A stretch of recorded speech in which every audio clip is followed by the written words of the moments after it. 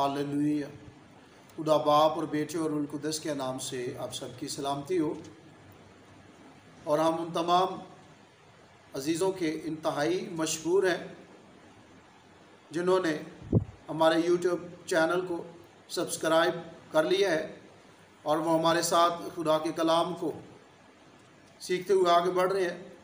और बाकी तमाम अजीज़ों से भी अपील की जाती है कि हमारे यूट्यूब चैनल को सब्सक्राइब करें ताकि आने वाली तमाम वीडियो आप तक पहुंच सके और हम खुदा के कलाम को सुनते और सीखते हुए आगे बढ़ें ताकि हम हक़ाइक़ को जानते हुए खुदा उनकी वफ़ादारी में आगे बढ़ते जाएं। आए हम कलाम मुक़द्दस में से अमसाल की किताब और उसका 15वां बाब और उसकी 33वीं आया मुकस्सा तलावत करते हैं। खुदावंद का खौफ हिकमत की तरबियत है और सरफराजी से पहले फ़रोतनी है। कलाम मुक़द्दस के पढ़े और सुने जाने पर खुदावंद की ख़ास बरकत हो, आमीन। कलाम मुक़द्दस के इस हिस्से में से हमारा आज का मज़मून सरफराजी कैसे मिलती है। कलाम मुक़द्दस के इस हिस्से के मुताबिक सरफराजी के मुतालिक जो बयान किया गया है कि सरफराजी से पहले फ़रोतनी है।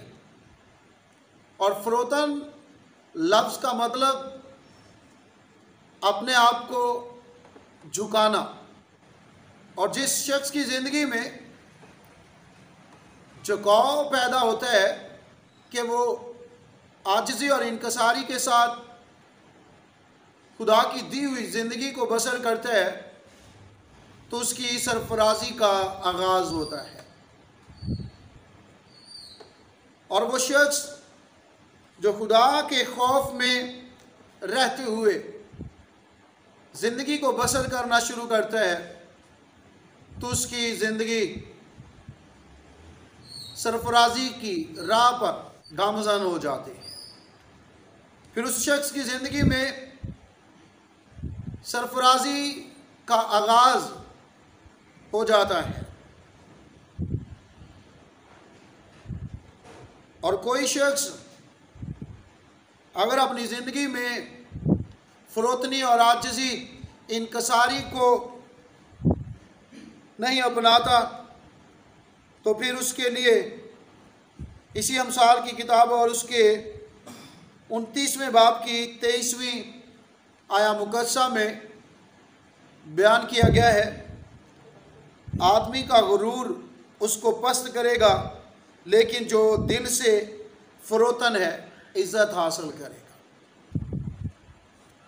अब फ़रोतनी के बरअक्स गुरूर और घुमंड तकब्बुर, अगर किसी शख्स की ज़िंदगी में गुरूर और घुमंड जैसा रवैया पाया जाता है, किसी भी सूरत में उसकी ज़िंदगी में अगर गुरूर पाया जाता है, उसके उठने बैठने में, उसके चलने में, उसकी गुफ्तगू में, कि वो लफ्ज़ जो वो अदा करता है अगर उन लफ्ज़ों में गुरूर और घुमंड पाया जाता है तो फिर ऐसी सूरत में कलाम के इस हिस्से में वाज़े किया गया है आदमी का गुरूर उसको पस्त करेगा। फिर ऐसे लोगों की पस्ती का आगाज़ शुरू हो जाता है कि कोई शख्स गुरूर और घुमंड के साथ ज़िंदगी में आगे बढ़ना चाहे तो गुरूर और घुमंड से पहले जितनी किसी शख्स ने बरकत पाई है, तरक्की और सरफराजी पाई है, तो फिर उसकी तरक्की और सरफराजी उसी दिन रुक जाती है जब उसकी ज़िंदगी में गुरूर और घुमंड जन्म ले लेता है। क्योंकि मेरा और आपका खुदा गुरूर और घुमंड को हरगिज़ पसंद नहीं करता, बल्कि हम कलाम मुक़द्दस में से इसी अमसाल की किताब में से पढ़ते हैं कि 7 चीज़ें हैं जिनसे खुदा को नफ़रत बल्कि कराहियत है। और जब नफरत हद से बढ़ जाती है तो कराहियत की सूरत इख्तियार कर जाती है, और खुदा को इन रवैयों से, गुरूर और गुमंड और तकब्बुर के रवैयों से ना सिर्फ नफरत बल्कि कराहियत है। सो वो कादिर मुतलक खुदा जो सरफराज करता है, जो बरकत देता है, अगर वो ही बरकत वाला हाथ उठ जाए, उसकी शफकत किसी शख्स पर से उठ जाए उसके गुरूर और गुमंड की वजह से, क्योंकि अगर ज़िंदगी में गुरूर और गुमंड ने जन्म ले लिया है तो फिर वो शख्स खुदा की शफकत को, उसकी रहमत और उसके फजल को पाने की बजाय कलाम मुक़द्दस के इस हिस्से के मुताबिक ये 7 चीज़ें हैं जिनसे खुदा को नफ़रत बल्कि कराहियत है। और उन 7 चीज़ों में टॉप ऑफ द लिस्ट पहले नंबर पर ऊंची आंखें, जिसका मतलब गुरूर और गुमंड है कि खुदा को इस रवैये से इंतहाई नफ़रत बल्कि कराहियत है। और मैं और आप इसकी वजह को देखते हैं। सबसे पहला गुमंडी लूसीफर, जिसने सबसे पहले गुमंड किया और अपने उस गुमंड की वजह से वो आसमान की बुलंदियों पर से गिरा दिया जाता है, उसके मनसब से उसको हटा दिया जाता है, उसके रुतबे और मर्तबे से उसको गिरा दिया जाता, हटा दिया जाता है। कि फिर लूसीफर गुरूर और गुमंड करने के बाद अपने मनसब पर, अपने ओहदे पर कायम नहीं रहता, बल्कि वो गिरा दिया जाता है। जैसा कि कलाम के इस हिस्से में अमसाल 29वें बाब की 23वीं आया मुकद्दसा में हमने पढ़ा है, आदमी का गुरूर उसको पस्त करेगा। लूसीफर की पस्ती, उसका गिराया जाना, उसको मनसब से हटाया जाना गुरूर और गुमंड की वजह से।